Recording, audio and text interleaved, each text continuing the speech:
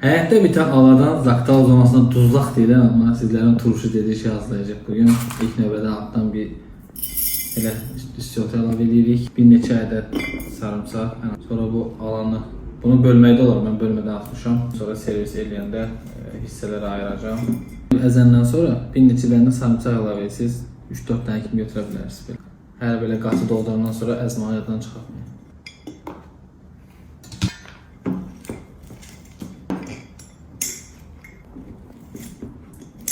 İndi üzerine 2 xörək qaşığı dəniz tuzu əlavə edirik. Şöyle bol əlizi qorxaq uğraşdırmayın.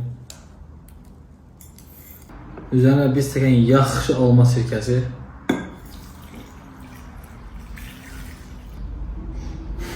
Üzerine de qaynamış su əlavə edirik.